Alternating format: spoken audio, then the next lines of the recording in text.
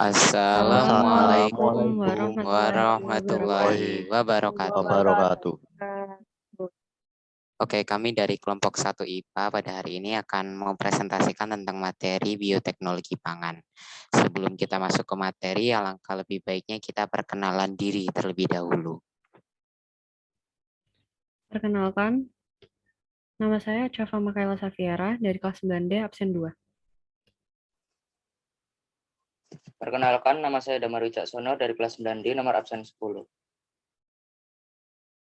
Saya Hasan Mamadi dari kelas 9D absen 15. Nama saya Maria Hifia Imamah dari kelas 9D absen 17. Perkenalkan, saya Muhammad Tuni Farasya dari 9D absen 21. Perkenalkan, nama saya Mustika Ayu Putri Mustafa dari kelas 9D nomor absen 23. Perkenalkan, nama saya Najmi Ulan Hamidin dari kelas 9D absen 25.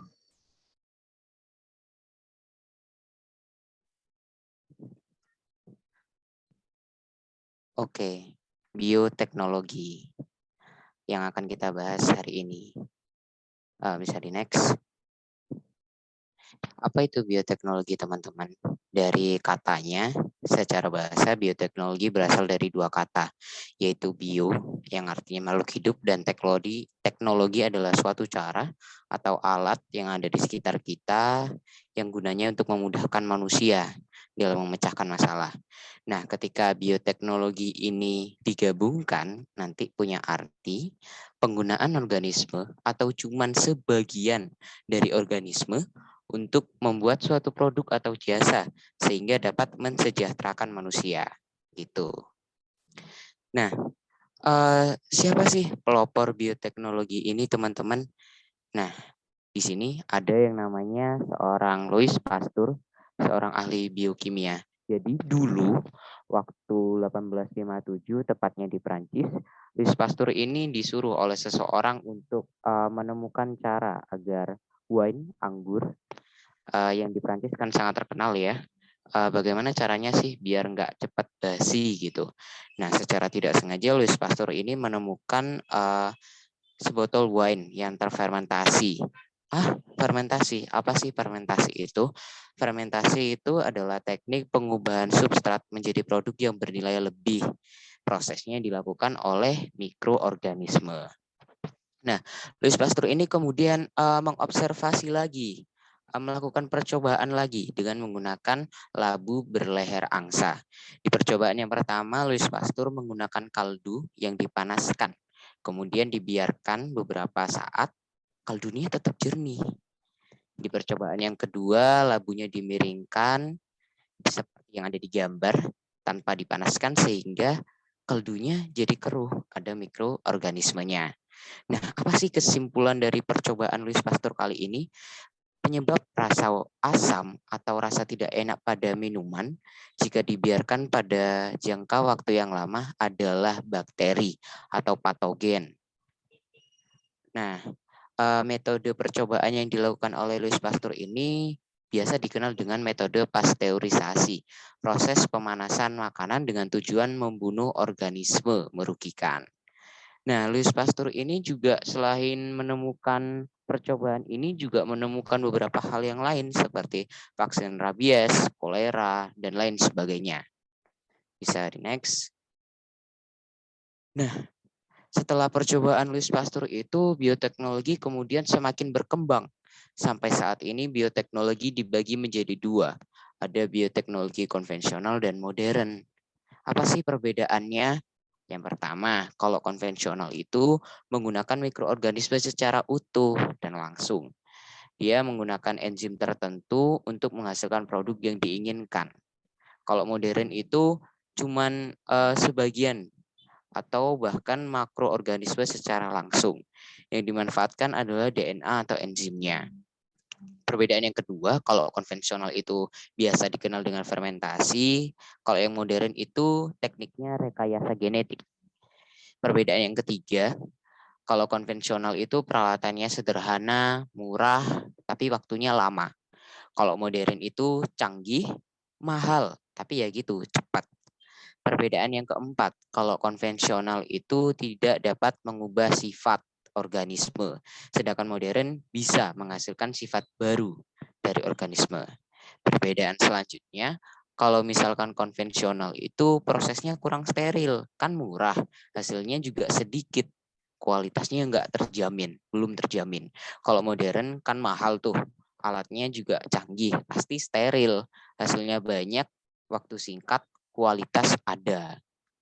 Nah, perbedaan yang terakhir itu konvensional itu udah dikenal banyak di masyarakat kayak tempe, kecap, dan lain sebagainya. Kalau modern masih belum. Begitu sekiranya perbedaan antara konvensional dan modern. Nah, penerapan bioteknologi itu ada banyak. Yang saat ini akan kita bahas adalah pangan. Bisa di next. Oke, ini adalah contoh bioteknologi pangan ya, teman-teman.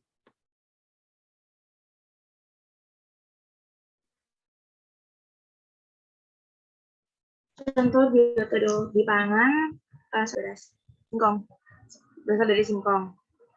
Jenis mikrobanya adalah jamur bakteri, mikroorganisme.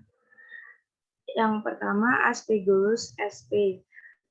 Merupakan fungi dari Phloem Ascometes yang berfilament, mempunyai hifa berempat dan dapat ditemukan melimpah di alam. Fungi ini biasanya diisolasi dari tanah, sisa tumbuhan, dan udara di dalam ruangan.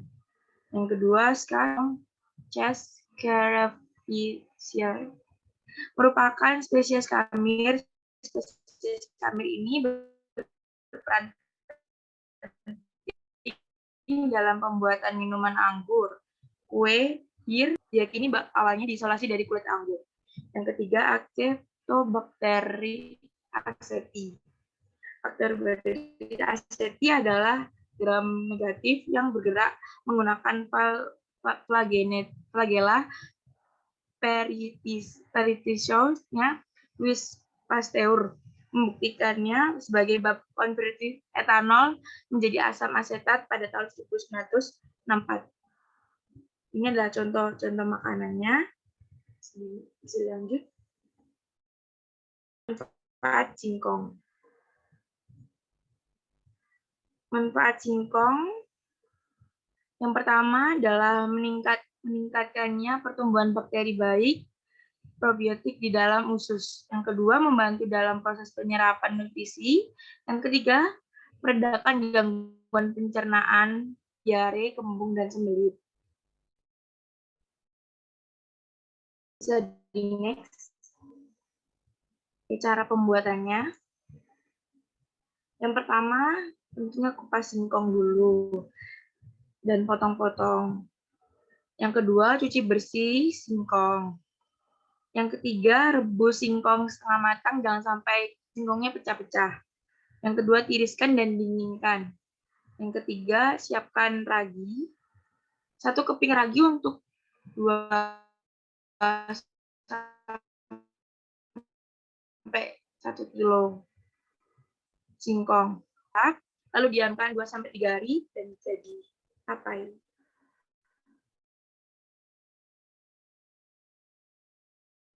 Bisa dilanjut. Bioteknologi pangan selanjutnya adalah yogurt.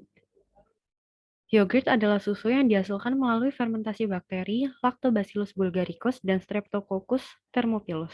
Selain itu, Bifidobacteria dan Lactobacillus casei juga berperan penting dalam pembuatan yogurt. Yogurt juga kaya akan protein, kalsium, vitamin A, B, C, E, dan vitamin K. Selain itu, mengonsumsi yogurt secara teratur juga memiliki banyak sekali manfaatnya, mulai dari meremajakan kulit, membantu proses pencernaan, menjaga jantung agar tetap sehat, mencegah hipertensi. Selain itu, yogurt juga dapat mengurangi resiko osteoporosis, mengatasi jerawat, dan mengurangi kolesterol.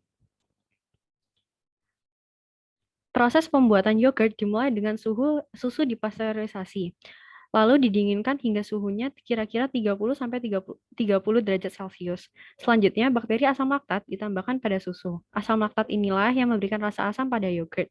Susu disimpan dalam wadah yang tertutup rapat dalam suhu kamar dengan rentang waktu 24-28 jam. Dengan suhu sekitar 21-27 derajat Celcius. Umur simpan yogurt sangat tergantung pada proses produksi, kondisi suhu, penyimpanan, dan ada tidaknya kontaminasi.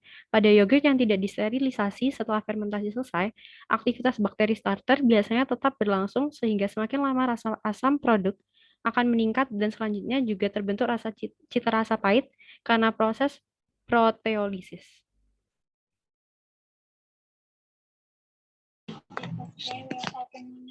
Bioteknologi pangan selanjutnya adalah keju. Keju adalah sebuah makanan yang dihasilkan dengan memisahkan zat-zat padat dalam susu melalui proses pengentalan atau koagulasi. Proses pengentalan ini dilakukan dengan bantuan bakteri atau enzim tertentu yang disebut rennet.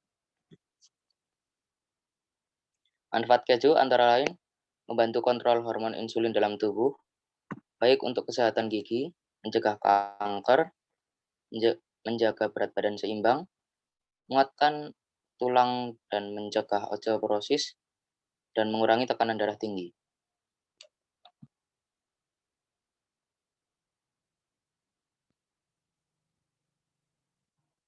Tahapan membuat keju adalah: yang pertama, susu dipasteurisasi pada suhu 70 derajat Celcius untuk membunuh bakteri patogen. Yang kedua, pengasaman susu agar enzim rennet dapat bekerja dengan optimal. Pengasaman dapat dilakukan dengan penambahan lemon, asam laktat, cuka, atau bakteri asam tartrat.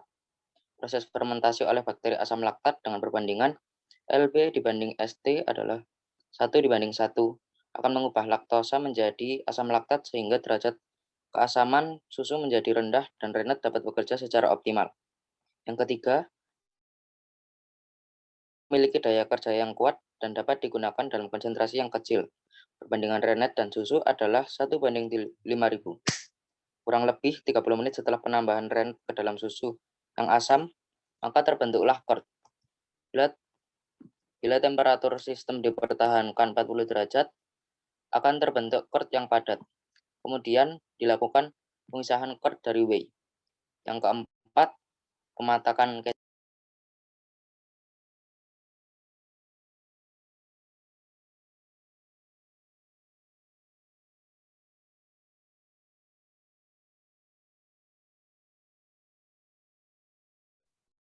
Bioteknologi selanjutnya adalah tempe.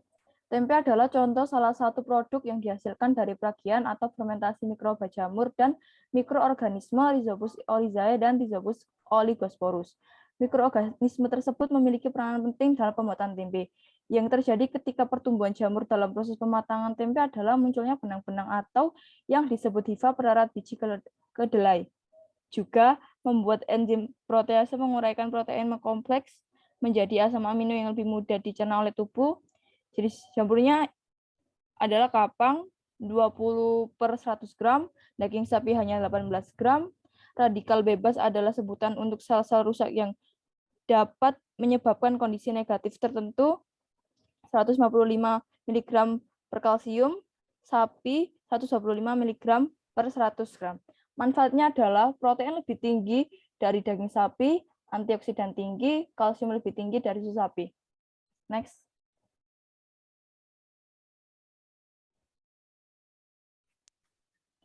Proses pembuatan tempe adalah menyiapkan biji kedelai 1 kg, lalu cuci bersih dan rendam kacang kedelai di air bersih selama 5 jam, lalu rebus sampai airnya mendidih hingga 20 menit, dan diamkan selama 1 malam. Setelah didiamkan, cuci bersih kacang kedelai hingga kulitnya terlepas dari biji kedelainya. Lalu pisahkan biji kedelai dengan kulitnya dan rebus kembali dengan air bersih selama 20 menit. Setelah itu tiriskan dan taruh di wadah besar agar kering. Setelah kering, campurkan ragi 2 sendok makan dan aduk-aduk rata agar ragi tercampur. Bungkus dengan daun pisang yang sudah dicuci.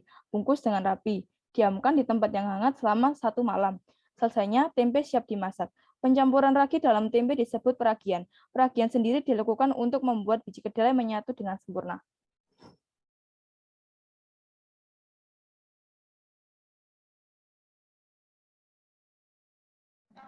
Contoh bioteknologi pangan yang kelima, yaitu kecap. Kecap merupakan salah satu produk hasil bioteknologi teknologi hasil fermentasi penggaraman dari biji kedelai. Dalam proses pembuatan kecap terdapat 3 mikroorganisme, yaitu Aspergillus oryzae, Aspergillus sojae, dan Aspergillus benti. Untuk penjelasan kegunaannya, yaitu 1. Aspergillus oryzae berperan sebagai perombakan protein kedelai sehingga meningkatkan protein terlalu pada kecap yang dihasilkan. Aspergillus sojae adalah spesies jamur dalam genus Aspergillus. Digunakan sebagai fermentasi. Yang ketiga, Aspergillus benti merupakan kegunaannya sebagai membantu proses pengubahan protein kompleks menjadi asam amino. Untuk pemanfaatannya sendiri, antara lain dapat menetralisirkan rasa pedas pada makanan. Yang kedua, menjadi pewarna hitam pada makanan. Yang ketiga, menambahkan rasa manis. Yang keempat, kaya akan protein. Yang kelima, kaya akan vitamin A. Yang keenam, mengandung zat besi. Dan yang ketujuh, melancarkan pencernaan. Untuk prosesnya sendiri, cuci bersih dan rendam selama 12 jam, lalu cuci dan buang kulitnya. Lalu rebus sampai matang, tiriskan dan dinginkan, tabur lagi kecap, diamkan dalam wadah tertutup selama 3-5 hari. Lalu aduk-aduk ke kedelai dan jamur, lalu jemur hingga agak kering. Masukkan ke dalam larutan garam, lalu diamkan selama 3-4 minggu. Didihkan, lalu air, lalu saring, rebus bumbu dan gula merah, tunggu mendidih hingga berbuih sedikit, lalu saring dan kemas.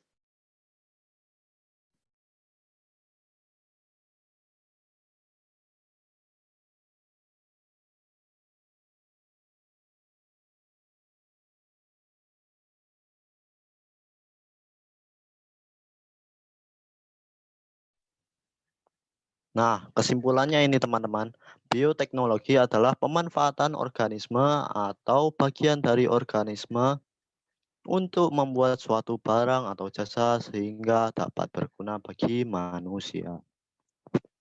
Bioteknologi pangan memanfaatkan jamur, asam laktat, hamir atau bakteri dengan melalui proses fermentasi. Seperti yang dijelaskan tadi, produk hasil bioteknologi pangan antara lain adalah tapai, yogurt, keju, tempe, dan kecap.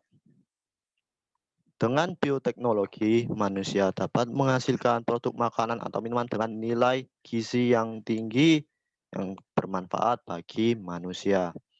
Sekian presentasi dari kelompok kami. Mohon maaf bila ada salah kata. Wassalamualaikum warahmatullahi wabarakatuh.